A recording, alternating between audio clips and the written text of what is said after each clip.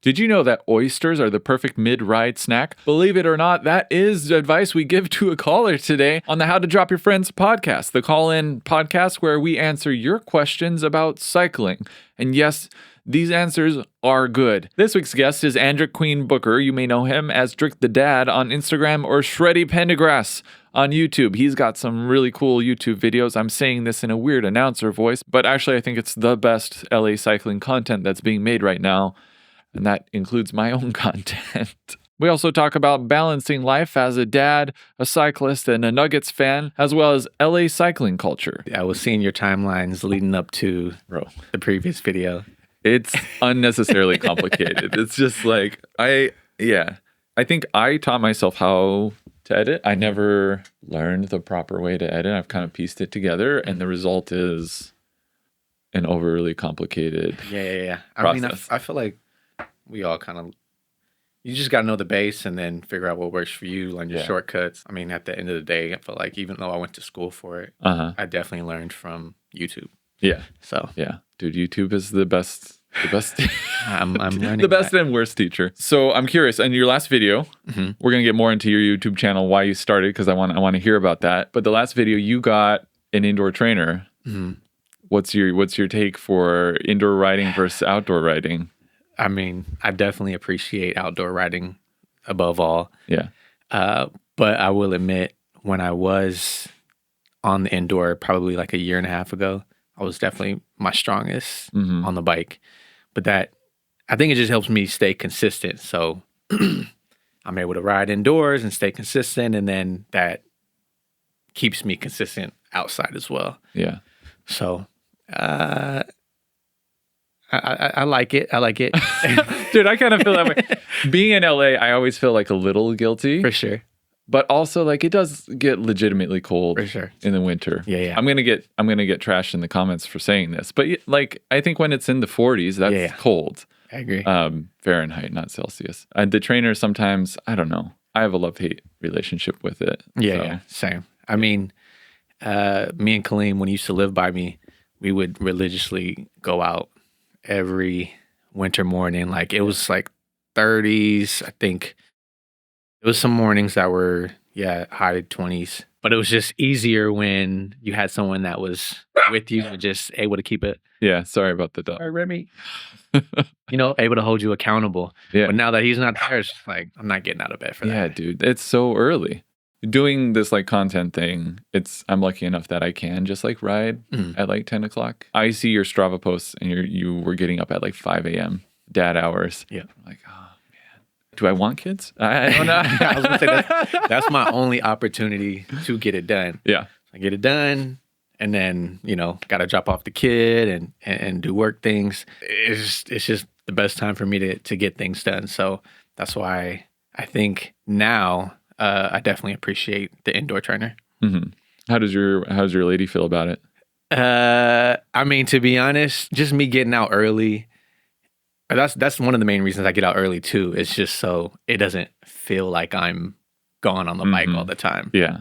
So I'm usually out on the bike before they even wake up, and then now it just feels like I've been here, and then I just have my weekend rides where I may be out a little bit longer. Did you get in trouble for those weekend rides? Early on. Yeah. I definitely used to be longer about those as well. I still go somewhat early on the weekends, and then I'm back by like noon or 1 o'clock. 2 is like a longer day. But yeah, I'm not out like how I used to be from the beginning days. I think I haven't hit that like level of the evolution yet. Yeah. Because I'm still like, I'll start later and then I'm out too long. And it's hard to find a balance. Yeah. My wife doesn't ride. And so, it's like, your whole weekend kind of gets taken over by cycling. Right. And for a while I got away because it's my job. Right. And now I'm just trying to find that balance, and it's tough. And then what might work last week doesn't necessarily work next week.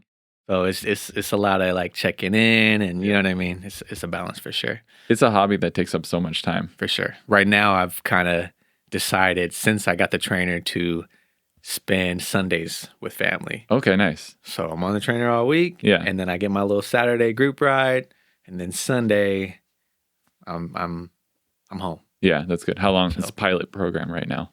Yeah. This just started. Okay. So like a couple weeks. All right. Good luck. Yeah. Well, let's jump into calls. Yeah.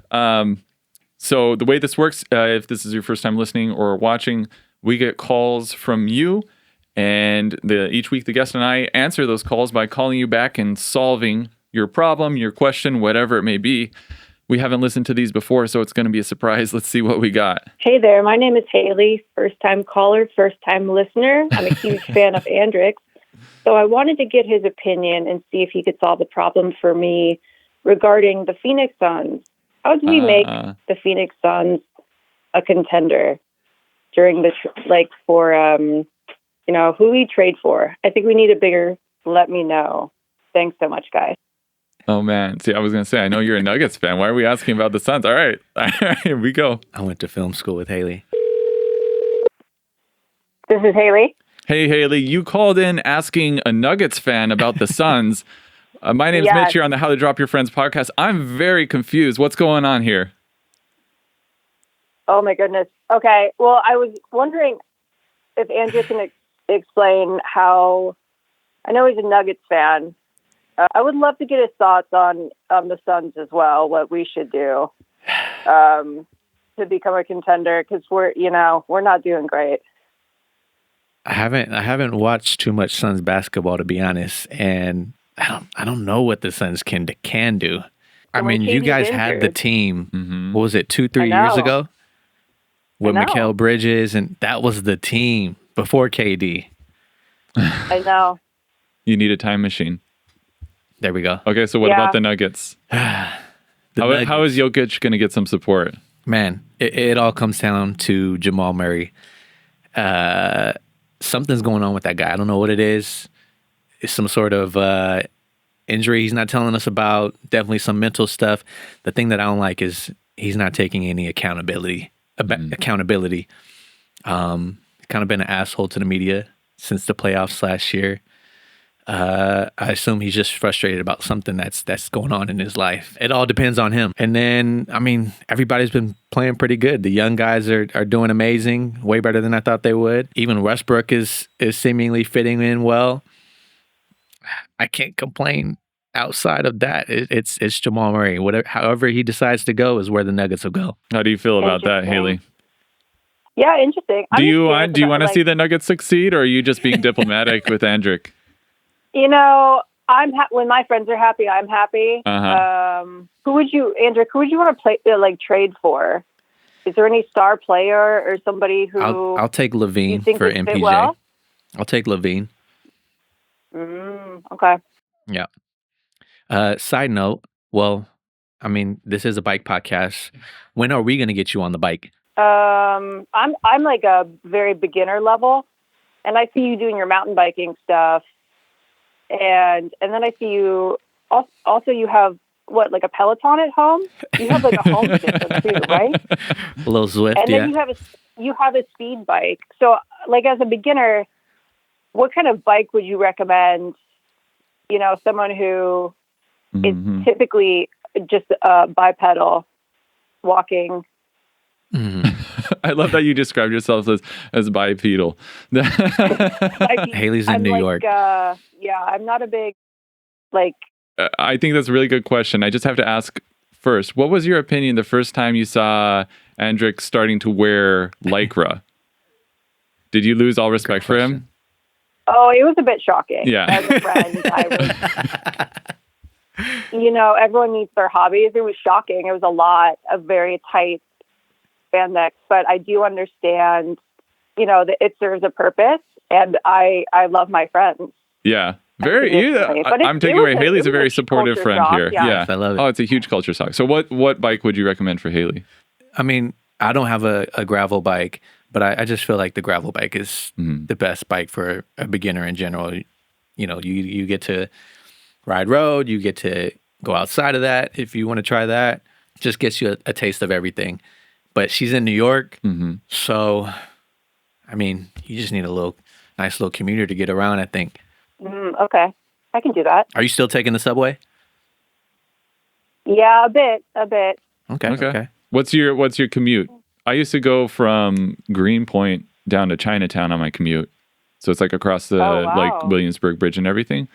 way better than taking the subway, but only in the summertime. This time of year, like, hell no, it's not worth it.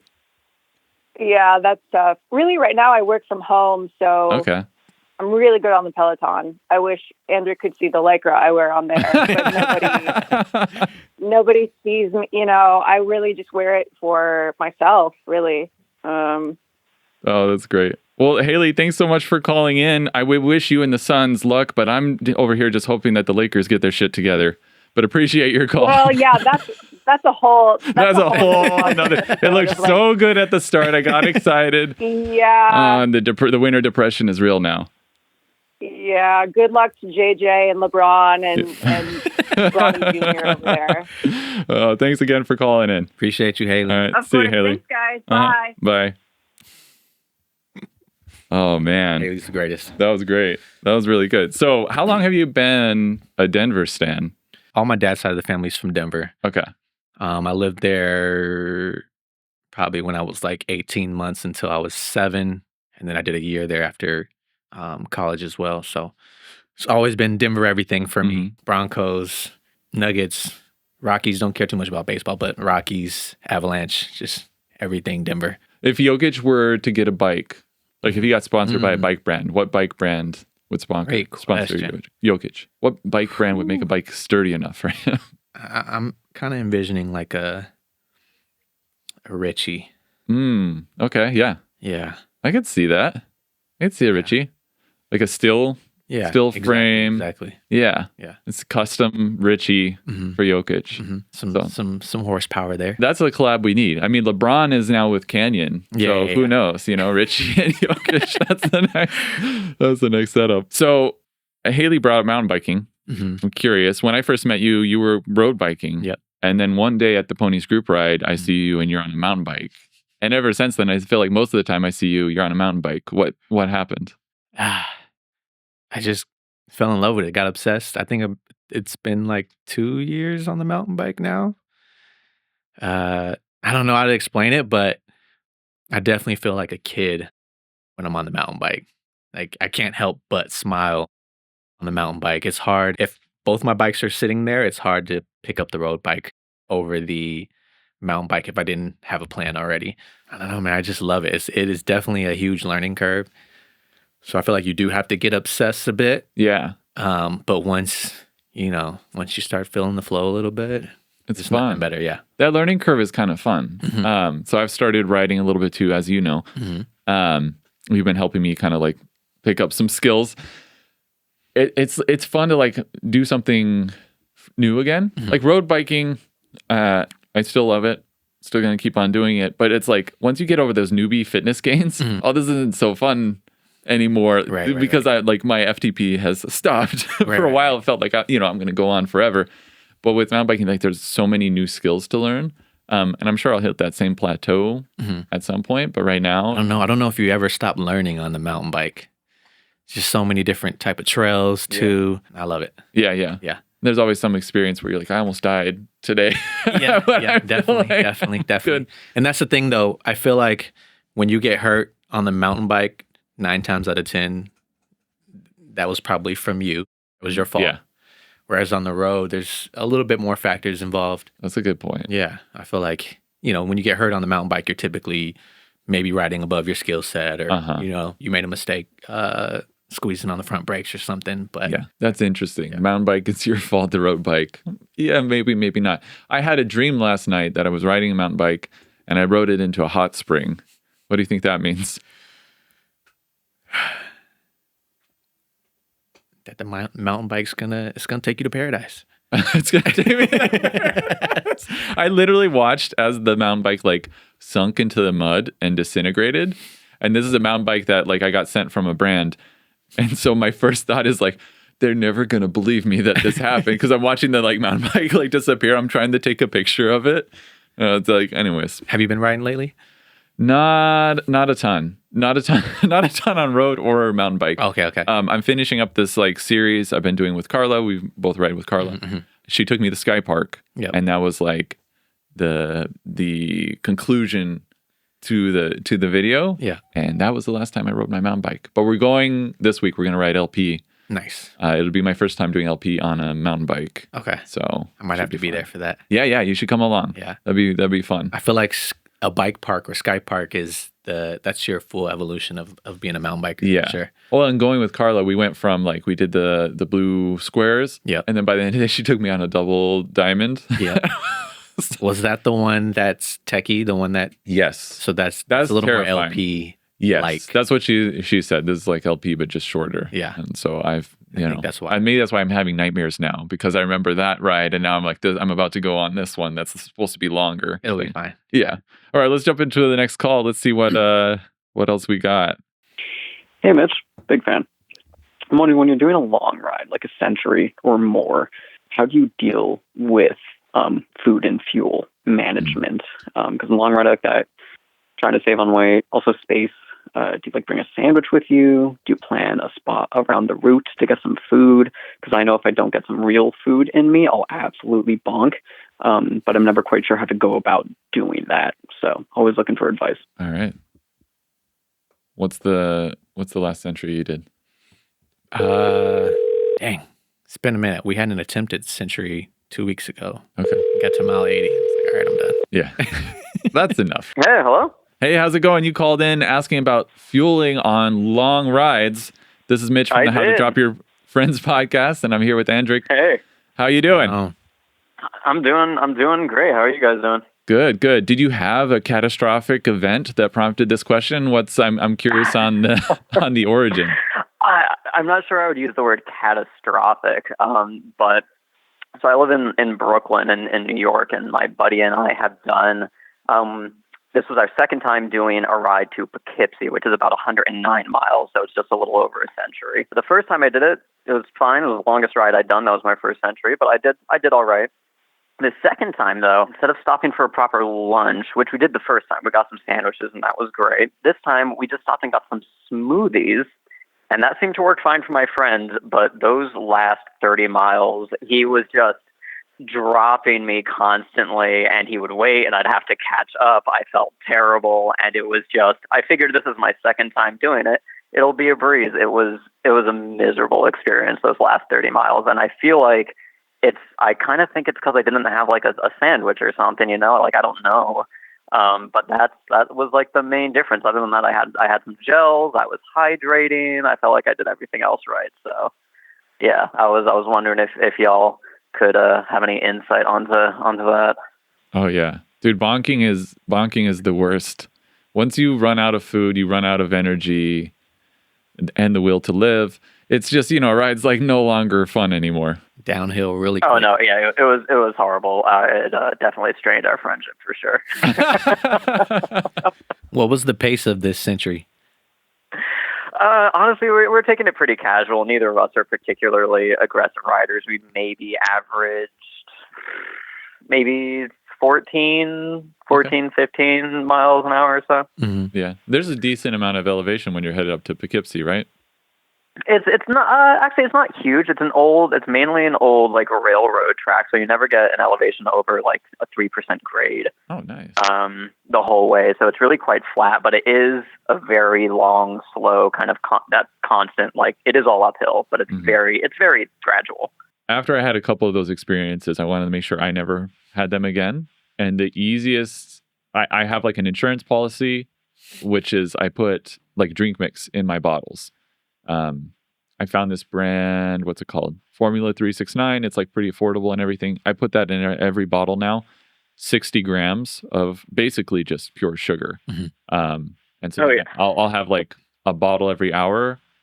But I think there's the side of like the physical bonking, but I think there's an emotional and spiritual bonking too. For sure. Like if you're out on a ride for so long and all you're doing is drinking sugar water, dude, it's going to be horrible. What do you take on your rides? Same thing. I fill up the bottles, got my gels, and I do like those pre-planned lunch stops on a century ride.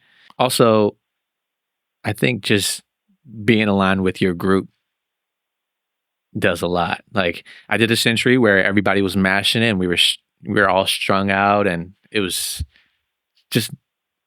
tough towards the end. Yeah. And then probably with the same group, we just decided, like, it was like a year later. We're like, okay, we're going to stick together. We're just going to take it easy. This is the pace we're going. And that was way, way smoother of a century. And we probably were faster as far as elapsed time doing it that way. So I think really coordinating with the group definitely helps as far as like knowing what everybody's intentions are for the century. That's good advice. Was your buddy like taking it easy, or did he drink more smoothie than you? What do you think happened? He did drink more smoothie than me. He finished his smoothie. I was not able to finish mine because I'm a smaller guy. I have a smaller stomach, and just the amount of time we kind of allotted to stop for our little lunch break, I wasn't able to finish it. I knew I would rather have not forced myself to finish it, because if I did, I just would have felt ill to my stomach. So it's also probably that. But are you guys saying you'll do centuries purely on gels and hydration packs? Not when I want to be happy. Like I will. There was a time where I was like really, really into training, and I would go on these like long rides, and it would be like, I have to keep riding, and I just have to be as efficient as possible. And I would do it. No time to stop. Yeah. Dude, there's something like really, really nice about a good like lunch stop or coffee stop with friends. Yeah. Andric, what's the best like food stop you've ever had on the bike? It's got to be Broad Street oysters in Malibu. Did you have oysters? We did have some oysters. Oh my god, dude! I don't know. I regret asking this question. That seems dangerous. Possibly. Yeah. But it was amazing. Yeah. Yeah. Yeah. And you survived. We survived. Did anybody have any blowouts on that ride? No. This was also the century where we were all strung out. But I think when we get to this that was point, the fast century? This was. You like to live on the wild side. Full gas oyster ride. Exactly. That's amazing. Oh, a hot new tip: oysters. I guess there you go. That no one talks about. Yeah. A good stop. Real food helps. Obviously, finishing your smoothie would help a lot. And then the other tip I'd say is like, if you're just riding with your friends and you're trying to have fun and you're like making memories, it's okay to make multiple stops. Yeah. And sometimes like necessary. The last like really, really crazy ride I did, we took like 3 or 4 stops. And I needed every single one. We were like riding through France up and over these mountains and everything. And if it wasn't for those stops, just mentally, I would have cracked. Yeah. And I had like carbonara. I had a sandwich. I had just a coffee and pastries, like the full gamut. And if you were asking some performance-oriented podcasts, you'd probably get a different answer. My answer is like, stop as often as you want and eat what you want. Yeah. I don't know if I can like put my stamp of approval on the oysters. That seems a little intense to me. Other than that, do you have a place on the ride that you want to stop at? There is a spot I have it. Someone like posted it on Instagram a while ago. It's like this sandwich spot that looked super solid, but I can't remember if it's actually along the way or if it's kind of out of the way. But and would you recommend? So say I'm going with my friend. We stop. We do have a lunch. Like try to keep it light, just go all in. Are we still focusing on carbs? Are you looking for like a protein heavy stop? Like any hot tips or tricks there? I mean, apparently oysters are the king of stop foods, but yeah. So aside from oysters, if you're doing a century, I would say carbs are king. If you're right, that would be my guess. If you're like channeling your inner Lachlan Morton and you're on some like epic adventure that's spanning like days, then yeah, you got to get those other macros in, because otherwise your body's just going to shut down. But for like a weekend ride with buddies, it's carbs all the way for me. All the other stuff is like for enjoyment. So like if it's a sandwich and it's got more than carbs in it, then yeah, like I'm not going to only eat the bread and throw everything out. But I'm trying to get carbs in. All right, so I'll blame the smoothie for sure. That was my undoing. The rule is you blame your friend. Don't worry about the smoothie. Your friend Good left call. too soon. You couldn't finish your smoothie. You got to figure out every excuse you can. Put it in your Strava. Just the more passive aggressive, the better. And Okay, right. That's These, just what these you are gotta. the tips that I haven't picked up. Yeah, okay. Yeah, So you I gotta need some more experience the to pick up only these reason why cycling you're tips, not in the world tour is because you didn't finish that smoothie. That's the yeah. There you go. that's that the was rule. it. All right, I'll be sure to blame him for that as years go by. So Yeah. I'm glad to hear it. Well, thanks for calling in. Good luck on your next one. Let me know how it goes. All right, will do. Thank you so much, guys. All right, see ya. Bye. All right, bye. 2 New Yorkers back to back. 2 New Yorkers back to back. Did you ever live in New York? In a past life. Coming out of college, I just thought I was I just thought I was a West Coast type of guy. Uh-huh. And then I finally visited New York and I'm like, man, this would have been great. I think I would have to have done it coming right out of college and then did LA later. I think Which that's is the what way you did, that's right? what I did. I think that's the way to do it. Right. We had friends in town from Miami this week, and we're trying to convince them to come to LA, and they're deciding between LA and New York. Mm-hmm. They're like in their mid to late 30s, Mm-hmm. and that's kind of what I told them. Like, I loved New York. I could not survive New York right now. Right. I look back, I would work all day, Mm-hmm. then I'd go to a bar with friends. I'd come home at like 3 a.m. Mm-hmm. and then go to work again. And somehow I did it. Whether or not I like survived is another debate, but it was fun. It's a fun for place. for sure. Yeah. But yeah, I can't imagine unless like I came up on some real money. Yeah. That's the other thing. All my friends that stayed, it's like, oh, you have a house in the Hamptons. Yeah, and yeah. You have, okay, that makes more sense now why you stayed. What was the draw to the West Coast? I mean, I did go to film school, so in my head at the time, it was always either New York, LA, maybe one other spot, maybe Georgia. I don't know. Mm-hmm. I just thought LA was Yeah. it. I mean, and I kind of come from I grew up in a tropical area, so sun, beaches. Mm-hmm. That's me. That's you. Yeah. That's good. You grew up in Okinawa, right? I mean, it was amazing. I was a military brat, so I was born there. I said I left when I was like 18 months, came back when I was 7, turning 8. I was there till I was like 15. And my stepmom's Okinawan, so we really got like the full experience. I loved it, man. I actually just went back this summer. I actually got to leave my kid out there for a full month with my parents. They just moved back officially. Wow. Into last year. So it's kind of dope for him to have that experience. Basically at the same time when I first moved out there, or moved back there, I definitely see why people stay there and then, or eventually go back there. Yeah. You miss it? I do. I don't know if island life full time is for me, but I definitely like really enjoy being out there for sure. You ended up in LA. Mm-hmm. How long were you here until you started riding a bike, or were you already riding? No. I definitely wasn't riding already. I did have a fixie in college, but not enough to say that I rode fixie. Like I think I just had it because it was a cool bike. I think it was red and I got red rims, something Nice. crazy. I'm a pandemic rider for sure, but not when it was super fun in the pandemic, not when the streets were empty. I came on the tail end of it. Oh, really? Things were already getting back. It took one of my friends moving from here to Boston, and it just took him like hitting me up like, hey, you want this bike? It was like a hybrid bike. Uh-huh. Like, yeah. I had been seeing everybody, all my friends during the pandemic, getting into cycling. I didn't know any better. Hybrid bike, cool, let's go. So I took that thing out everywhere. What transitioned me into the road is I ended up doing an 80-mile ride on the hybrid in the Malibu Canyons. No. Flat bar hybrid? Flat bar hybrid, heavy. Oh, man. Like after each climb, like needing a break. I definitely blame my roadie friends for that. Looking back at it now. I can't believe they took you on that 80 miles. Yeah, 80 miles. Who did this to you? They know who they are. They know who they are. But after that weekend, I was like, all right, I'm getting a road bike. So yeah, got my first road bike after that. What was the first road bike? It was a 2011 Cervelo RS rim brake. I loved it. I actually passed it down to a good friend of mine in Arizona. But I loved it.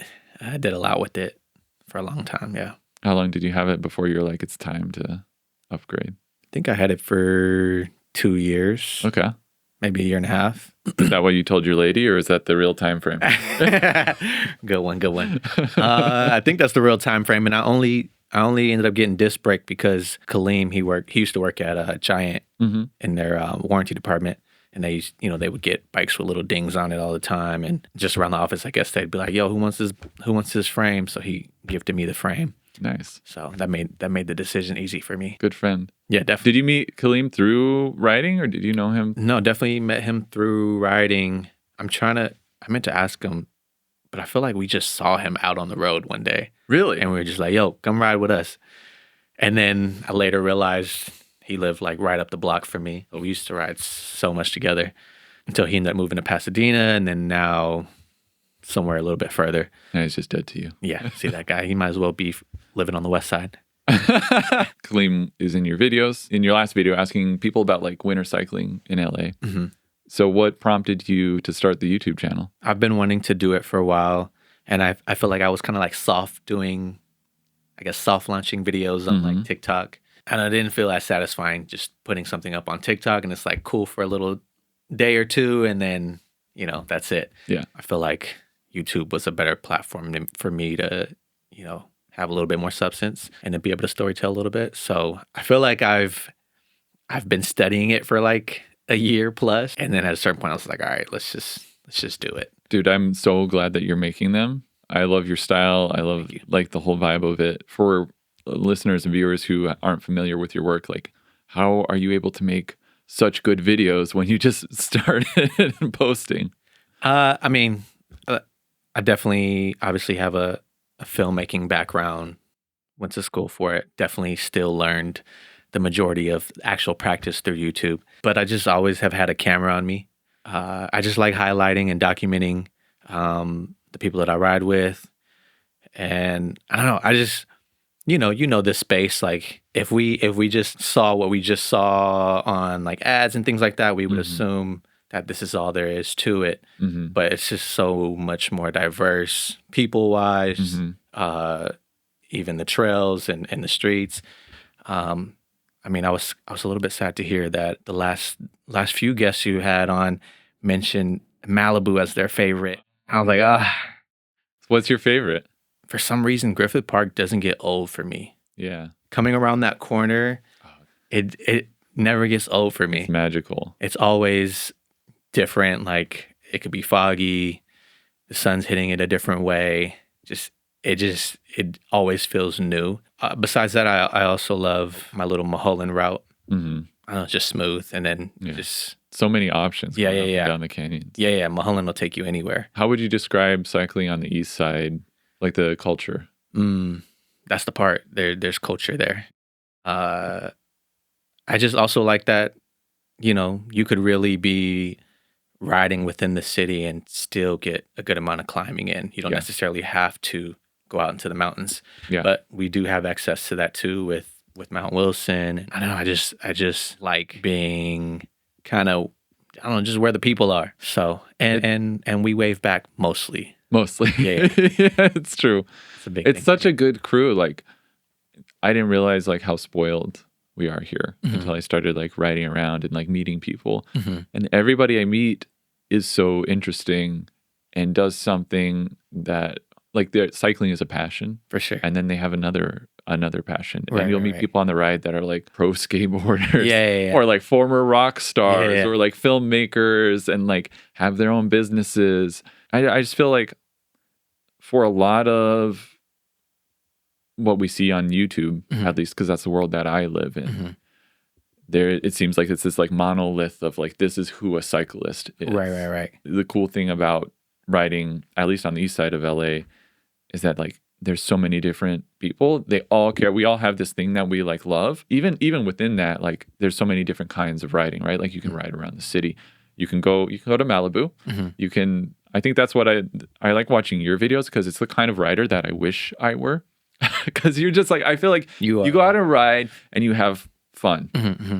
I go out and ride and I'm in my head. I'm just like, how do I turn this into a video? Like, am I riding hard enough? Is my training enough? Like my head's like buzzing with all like too much noise. But I feel like we all have that phase. Some might be longer than others, but I would definitely say the mountain bike kind of brought me away from that a little bit more. It's just not that serious. I do like my times in the year where I can turn it up. It's still fun to do that. I'm definitely a part of that still. but it doesn't have to be that all the time. Do you feel in your winter riding video, you kind of mentioned how there's a lot of people starting to run and doing other things. Do you think that's part of just like the seasons, or do you feel like the cycling scene is kind of changing? Good question. Both. I think people want to be more well-rounded overall. I'm not a runner. I definitely admire it. I wish Dude, I'm that I terrified. had that in me. I'm afraid I'll just destroy my knees. Yeah. I'm just like, it's so hard to get back into running. Like once you're in it, you're good, but it just takes so much to get there. And I don't want to put in. Well, we have so many friends that like I talk to them and they're like, oh yeah, I like ran and then I couldn't like walk for 2 weeks. Exactly. You have the like aerobic Right. fitness and then you don't have the structural strength built up yet. But I would like to be a little bit more well-rounded. And then it's just like in the video, like people have said in the video, it's just good to switch it up. Yeah. So That balance. yeah. Really good. On that note, here we go. Hey, I'm calling. I'm leaving a message for Andric. It seems like you balance your hobbies and your work and family life really, really well. I just want to know, how did you do that? And how do you figure out and like what your hobby is and really throw yourself into it? Because we saw you pick up the bike and you haven't put it down. And it's so exciting to watch you flourish in this realm and then also like bring in your creativity to the bike world and just marry all of these things that make you who you are. How do you do it so well?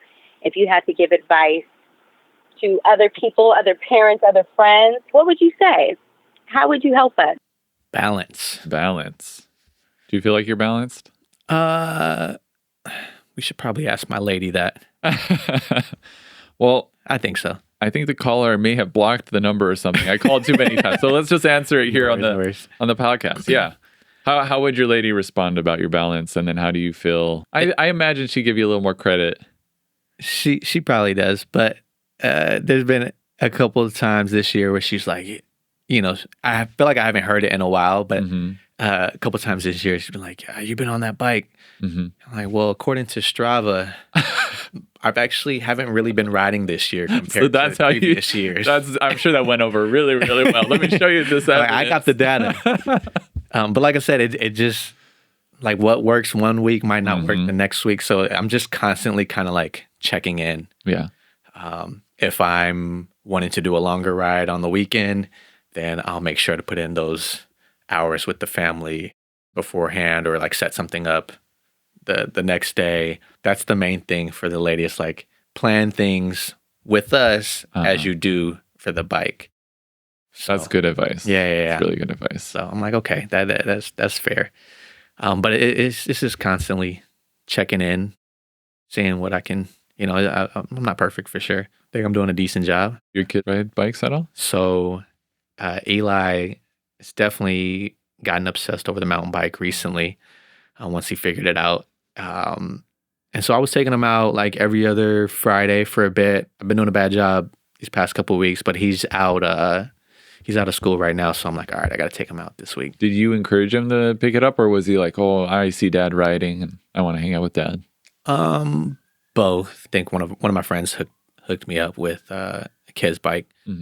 So he had it, but it was a little bit too big at the time. And then I think it took like 6 months until he could like actually pedal on it because he didn't have a pedal assist beforehand or anything. It was straight into. Oh, wow. Yeah. No training wheels, just straih into. Right into it. Yeah. So once he was able to kind of get it, he just took off. He also has like these neighborhood kids, friends, who have been riding the mountain bike. There's like this 6-year-old Russian kid insane on the mountain bike. I think just him seeing that is like, oh no, I can do it too. I gotta keep up. So that's definitely accelerated. A cyclist. Yeah. That immediate like competition. Yeah, exactly. I can do that. Yeah.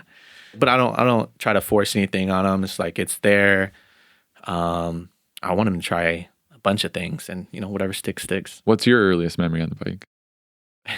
I was just thinking about this the other day. My earliest memory is me learning how to ride the bike from my mom's husband, and I ran into a trash can in the alleyway. No. That's my earliest and only memory on the bike as a kid. Were you okay? I was fine. Oh, man. Yeah. That's great. Was it like a big plastic trash can, a metal one? It was the metal one. Of for course. Sure. Wow. It's like a scene out of a movie. No, literally, that's my only, like, I don't remember riding more after that. Like, that's the memory right there. That was it. Yeah. That was it. It was that, and then all of a sudden it's like pandemic. Exactly. Yeah. No in between. Going back to the kind of the content stuff, where do you want to take your content? That's what I was going to ask you. Where do you want to continue to take it? I don't know. I just really enjoy just documenting friends and also getting to know people off the bike, but through bikes, if that makes sense. Yeah. Like you said earlier, there's so many people do so many cool things, but you would never know if you're just speeding up the mountain every time. Like actually like sitting at a coffee shop, talking to somebody, or being on a social ride and actually talking to somebody. You really find out how awesome people are and the awesome things that they're doing. So I really just want to tap in to that and just, just kind of show the world that I see and the people that I ride with, for sure. I think it's awesome. That's one of my favorite things about riding bikes, because I'm actually like a hardcore introvert. I do all of this stuff because it like pushes me outside my comfort zone. And the nice thing about bikes, I get really nervous talking with people. But with the bikes, there's a common thing. Right. And if I'm like riding up a climb, talking to somebody, if I run out of things to talk about, I can just let them drop me. For sure. And then if they won't let me they won't drop me, then I can try to ride past them. There's like an escape hatch at any point. Mm-hmm. So on that note, I'm gonna. Sorry, it was a very lame joke, but yeah, I mean it's like it's really nice to like have that community that comes with bikes and just being able to, I don't know, have friends. Right. You used to be. Nice. You used to be a solo rider, right? When did you start riding with the groups? 2022 and no, or end of 23. Actually. That's when you started coming to Ponies, right? Yeah. What kind of like led to that? Oh, dude, it was like and what made you stay? I started riding during the pandemic, and then like everything, I just tried to monetize my hobby. Great thing to do. It kills the love of it, but for sure. You know Kevin Hedges. Yeah. He started messaging me when he had like a bad crash and he was recovering. He's like, let's go for a ride. And I'm really grateful that he had that tenacity, because eventually he's like, dude, I am healed up from my crash. You have to come on, like, let's go for a ride. And I went for a ride with him. I was like, oh, this guy's not like a murderer. This is cool. And then he's like, you got to come to this group ride. It's really fun. And then after that, it was like, I went and I was like, oh, okay. This is really nice. Yeah, Turns out like you don't have to just suffer on the bike. There's more to it, and it's kind of expanded from there. Yeah, so that's what I like about Ponies Ride specifically. It's just like there's just so many different levels of riders. Like no matter where you're at, you'll kind of always find a group within the group to ride with. Even the design of the route is like perfect for that, because it's like there's a lead in and then there's a climb, and depending on how fast you are, you can find a group of people to do the climb with. Then we all regroup at the top of the climb, short descent, another climb. So you can just like, I was going to say you can pick the speed that you want to do each week, but I find that's not true. For sure. I'll always be like, okay, I'm just going to like be chill this week. Yeah. And then somebody else takes off and I start taking off. But you can find a group of people that you'll ride with. And then at the top, everybody's there. And it's, I don't know. It is just like a really nice soft entry. Yeah. The ride is getting huge, though. For sure. It's crazy. It is getting huge. And people, I know people feel either way about that, but, things are going to evolve. For the most part, they're trying to keep that Panda spirit alive, for sure. Yeah, so. Founder of the ride. Did you know Panda? Did, yeah. I never met him. Yeah, I mean, he was amazing. He would either ride with the last person coming up or go back down and ride up with the last person. That dude was like 6'5", like just big dude, but he was a climber for sure. Actually, all my like big rides, like every first big ride that I've done was through Panda. So like Mount Wilson, just like all the things that are normal to us now, Malibu, I was introduced through all those landscapes through Panda for sure. Wow. Yeah. It sounds like he had a huge impact on just the community in general. Because I hear about him all the time. And it seems like just in the way that everybody treats each other, that kind of idea of like even going down to the bottom of a ride, riding up with people. I think it's cool. He had a huge impact on that. Definitely. Yeah. Awesome. Yeah. He was the best, man. I definitely got spoiled riding with him. And then later on, Kaleem, as far as bike maintenance, fixing a flat. I'd probably be a little nervous right now if I were to get a flat. I'm kind of lucky to do it myself because those guys always held me down for sure. That's awesome. Yeah, it's a good crew. All right. Well, we're getting a little too sappy here. Let's do something controversial. It's time for a cycling court. Okay. All right. You've got a gavel in front of you. Yep. And so the way this works, we're going to ask you a divisive question in the community, and you have to make a decision for everybody. The decision you make will be implemented across the world, and you can't change it. Whatever he says, we have to do. You mentioned flat tire. Tubeless tires or tube tires? Definitely tubeless. Now that I've joined the family, I've been lucky. I haven't really had too many issues aside from the very first ride on tubeless. What happened? I got a flat, and then it was just like it just took forever to like beat my tire on. It was probably a wheel thing, or a tire thing. Man. The tubeless tires are so tough. I had them. Some of the what were they? I probably shouldn't say the brand, but I think they were Vittoria's. And bro, I think that's what I had. I ripped my thumb open trying to put that on. Yeah, I was with a big group at the time too. And I'm like, yeah, that's rough on a ride. But you're still team tubeless. Why? Team tubeless. I haven't had any issues since. Okay. Yeah, like I said, I've been lucky. Been lucky for sure. And then that's what I have on the mountain bike and all that stuff. So. All right, pound that gavel. Tubeless. It's done. Tubeless. Get rid of your tubes. That was soft. Throw them out. Tell everybody where they can find you. IG, Drick the Dad. If you're a mountain biker, Drick the MTB. And then on YouTube, Shreddy Pendergrass. If you haven't checked out his channel yet, you definitely have to watch the video on Chantry that you did. I got extreme FOMO watching that ride. And then winter cycling in LA, the follow-up. Appreciate you, man. Really good stuff, man. Andric, thanks for coming on the podcast. Yeah, thanks for having me. Yeah. Awesome. I was going to say thanks for coming on again, but this is awkward podcast. Thanks, dude. Thank you. Hi, welcome to the Cool Down. This was the last episode of 2024, last episode of the year. You may notice the lighting is a little bit different here. Today I've been messing around with a new lighting setup based on what Mike had recommended 2 episodes ago. We've got a key light over here now, and we've got a little fill light that I've put in here for this side of the face. Let me know what you think.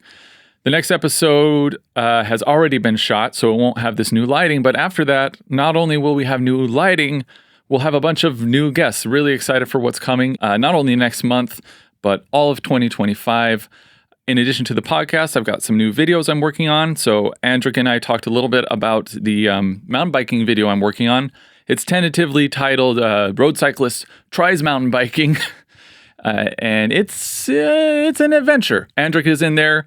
Carla, my bike fitter and friend, she's in there. She's kind of like my guide through the whole mountain bike journey.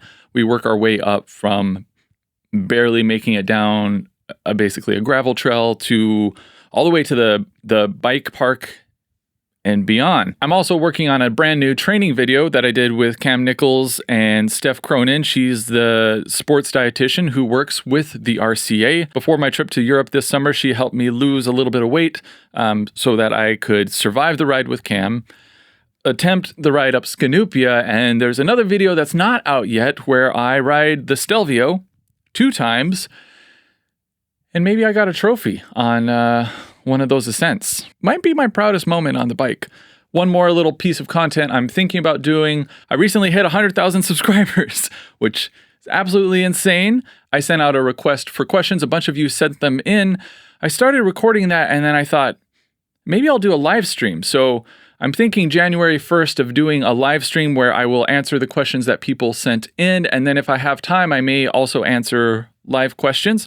If that's something you're interested in, let me know in the comments or DM me. I just want to kind of gauge how much interest there is. I did one experiment with live streaming. It was pretty fun. I want to kind of incorporate maybe more of my editing process and behind the scenes into the live streams. And this seems like a good, opportunity to do another test drive. Before I let you go, I got to read this comment that I got on the episode from last week with Elijah from Rita Cycles, because we have a celebrity listener, you guys. The Gary Fisher wrote in and left a comment. Gary said, "Hey, Elijah, you are all right. Great attitude, fantastic observations. I would love to reach out to you to debunk some of these crazy old-time ideas, where they came from and why it's important. Mountain bikes were full of Luddites until the last 10 years. It was so hard developing anything other than the norm. And yes, people that are extra small and extra large can't find a lot of satisfaction outside of custom. You are a breath of fresh air." Gary Fisher, if you don't know, is kind of the father of mountain biking. And to see a comment come in from him, not only come in from him, but to praise a guest that I had on the podcast, warmed my little YouTuber heart. I mean, that just Gary, thank you for listening. If you're listening now, I'm flabbergasted. I showed Elijah I sent your comment to Elijah, made his day. If y'all want to connect, I'm more than happy to facilitate. Maybe you already have. To everyone, thank you for listening. For those of you that have commented on YouTube and on Spotify, Apple Podcasts, and left ratings, thank you so much. Unlike YouTube, there's not an algorithm that magically shares a podcast, so it's really word of mouth. And from what I understand, the ratings, especially on Apple Podcasts, are very important. So thank you for sharing those, and for more importantly, for listening. Don't feel obligated to leave a review. I just hope you had a good time. And yeah, that's it. Until next time, this is where the catchphrase goes.